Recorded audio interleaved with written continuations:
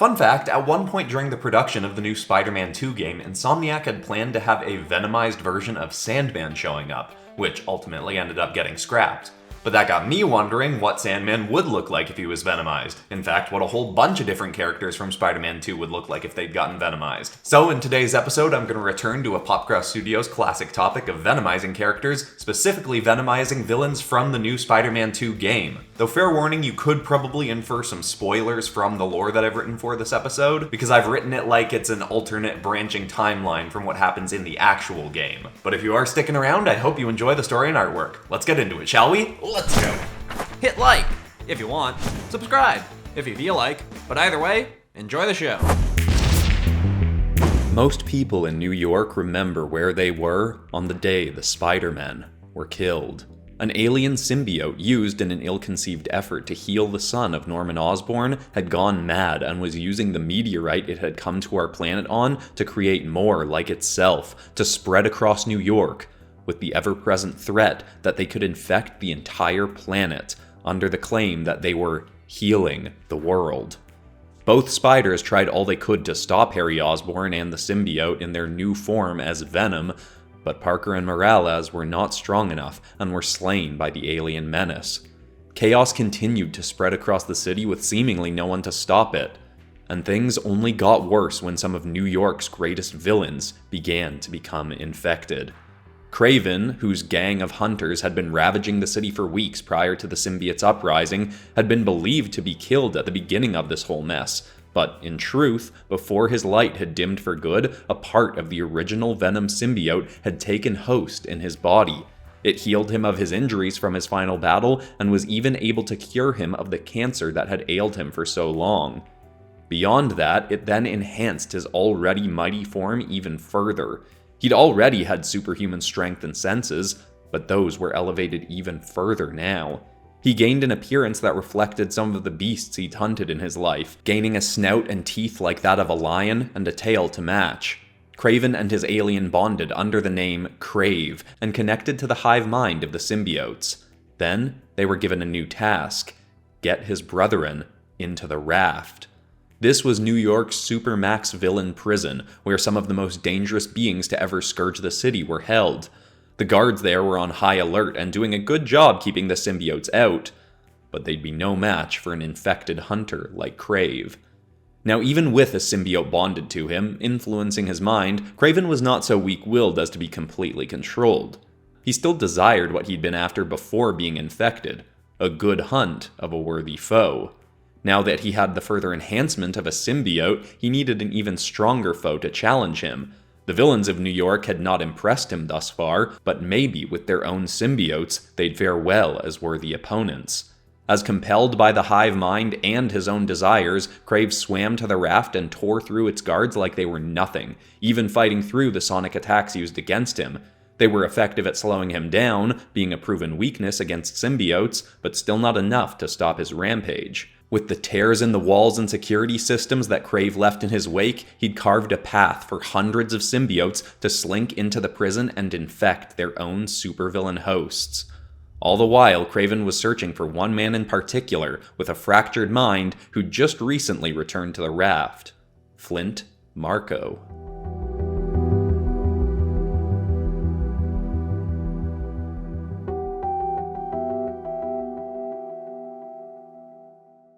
Prior to the symbiotes attacking New York, Flint Marko, better known to most as the Sandman, had spent years in the raft, put away originally by Spider-Man, but he'd since been released on probation. That is, until Kraven's hunters had come looking for him to give Kraven a worthy hunt. Terrified of what was coming and without any authorities believing that he was in danger of being hunted by the madman, Marko was becoming more and more desperate for a solution.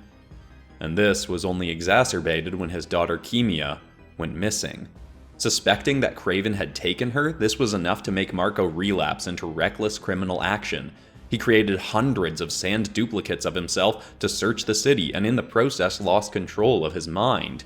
He went on a rampage of New York once more, only to be stopped and locked away in the raft again by the Spider-Men, meaning Kraven had never actually gotten a chance to face him. Now, with the symbiote attack underway and the Spider-Men dead, Kraven once again had his eyes on the sandy foe, eager to see what a symbiote would do to the already impressive specimen. Krave found his cell and broke Marco free, against his will infecting him with one of the symbiotes. At first, he resisted, but as the symbiote bonded with him, it told Sandman that together they could do the one thing he'd always wanted to do most: keep Kemia safe. As a new hulking green, blue, and black symbiote calling himself Gravel, Marco had all his abilities as the Sandman amplified.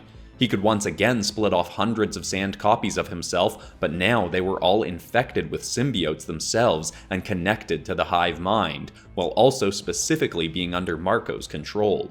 He sent dozens of these to his ex-wife's home, instructing the swarm to tell Kemia that these sentinels of himself would protect her from anyone or anything that came near her. He would have gone himself, but he had another matter to deal with.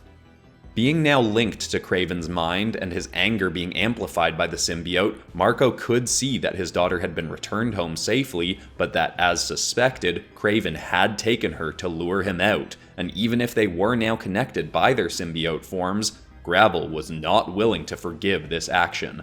Gravel attacked Krave with the full intent to kill his foe, but the Hunter reveled in this battle, which became an all-out symbiote civil war.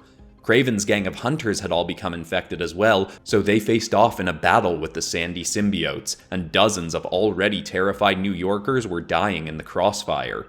It could have raged on for weeks, if not more, if they hadn't been stopped by Venom, the leader of the symbiote swarm, who claimed that they had a bigger issue to deal with than this petty squabble.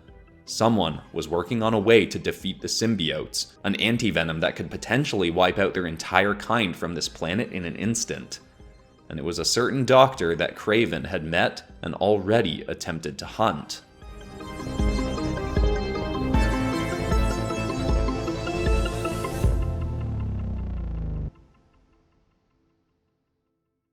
Quick interruption to say that if you like my venomized drawings and you want a whole bunch more of them, you might want to pick up my Monsters of the Multiverse art book. It's the first art book that I've ever made, and it's got a section with a bunch of venomized drawings in it, including My Hero Academia characters, Pokemon, famous cartoon characters, and of course it's got a whole bunch of other creature designs in there, from dragons to fantasy beasts, kaiju, dinosaurs, aliens. It's got 132 pages, 226 creature designs, mostly all based off cool pop culture characters, and I'll have it linked in the description if you want to pick up a copy. But for now, back into the show. Dr. Curt Connors was more racked with guilt now than he had been at any other point in his life. Prior to this invasion, he'd been forced by Kraven to once again transform into his mutated lizard state, and had gone on a rampage through New York City, only for Spider-Man to seemingly cure him of this form for good. Unfortunately, promptly after recovering, he'd also learned that the alien symbiote he'd used as a healing method for Norman Osborn's son had become the greatest threat that the city, and possibly the world, had ever faced. He'd try to instruct Spider-Man on how to catch it and defeat it, but clearly the spiders hadn't been enough to handle it.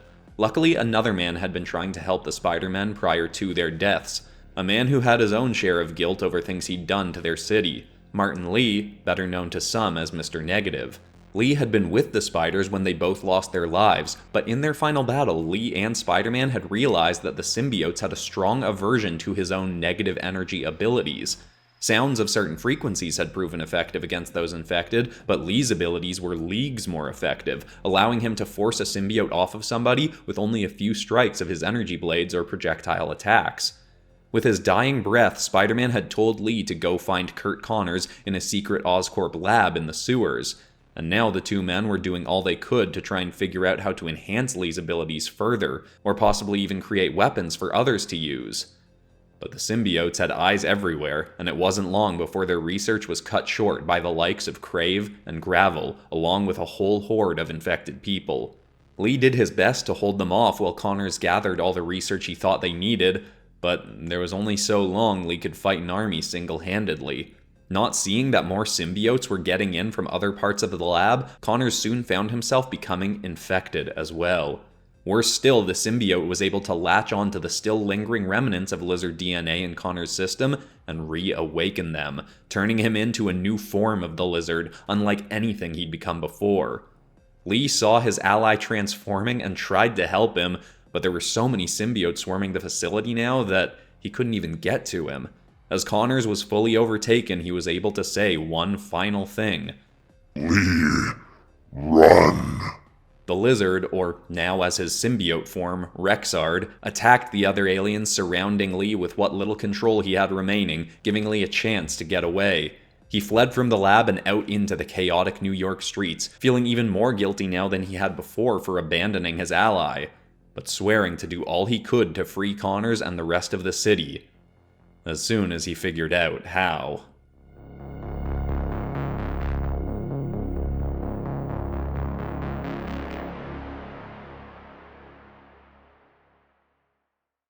Mr. Negative was trying to get out of the city so he could have some space to try and think and make a plan.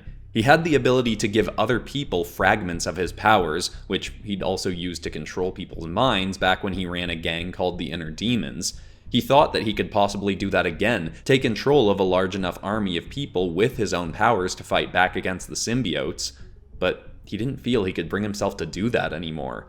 As much as an army of people with his powers could help, he'd also be forcing all those people to put their lives at risk against their will. If it failed, then they were all killed or infected. He felt he'd be pushing himself past the point of ever being able to find redemption. Unfortunately, while he tried to come up with a new alternate plan, he found that the city was becoming too overrun to escape from. Every symbiote in New York was looking for him, and it wasn't long before they found him during an unexpected pause on the George Washington Bridge. Because he'd been imprisoned for some time now, he'd been unaware that the bridge was still under repair after having been destroyed in an incident between the second Spider-Man and a group called the Underground.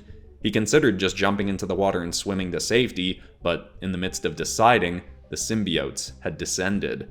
This time, Krave, Gravel, Rexard, and even Venom himself were all there to capture him. Venom grabbed and pinned Lee, fighting through the aversion to his powers and forced a symbiote to infect him. Lee fought back as best he could, trying to rip the alien off him, but as it bonded to him, the symbiote started to change. Lee heard a fleeting voice in his mind, but it faded quickly. Nothing was overtaking control of his body or emotions. His abilities were keeping the symbiote from corrupting him, and in contrast, he was actually corrupting it. By the time it completely overtook his body, all he felt was more powerful. He immediately leapt onto Connors, digging his new claws into the Doctor's lizard form, and Lee let his symbiote spread into his target. His alien was not only amplifying his powers, but it was giving him the ability to convert other symbiotes to his side, working under his own new hive mind.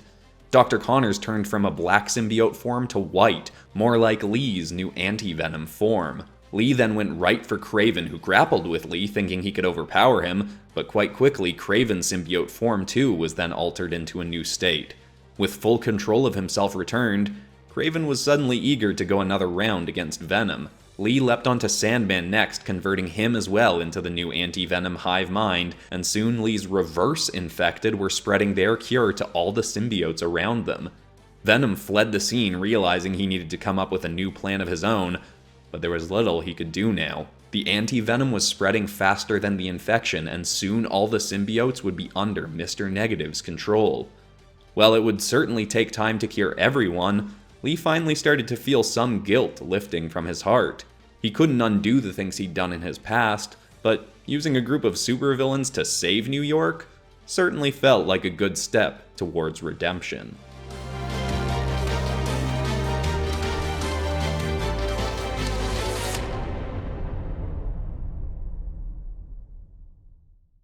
If you enjoyed this, you might also want to check out my Spider-Man villains as Spider-Man episodes. I did 2 of those earlier this year, or you might even like my most recent Spider-Man villains mixed with Batman villains episode. That itself is also a whole series on this channel. Also, let me know if you want another round of this, because, we could use characters like Black Cat, maybe Scorpion, Wraith, maybe even take some villains from the first game. Give me your ideas in the comments. And if you want the high-resolution art and inks from this episode, they'll be up on the PopCross Studios Patreon, where high-resolution art and inks go up a day before a video is released. That'll be linked in the description. But besides that, that's all for today, except of course we're ending this video on some kind of positive or inspiring note, and the thought I want to leave people with today is a quote from a man named Mike Dooley, who simply said, "Taking action breeds clarity." As an example of that, when I started this channel, it was originally an animation channel, and it was only from starting to do that and taking action on those kinds of videos that I eventually realized that I needed to pivot and try something else that I enjoyed more, which eventually got me to where this channel is today, as a very good paying full-time job that I absolutely love doing. I hope that's inspiring, I love you all, and I'll see you all in the next episode on Friday. Goodbye.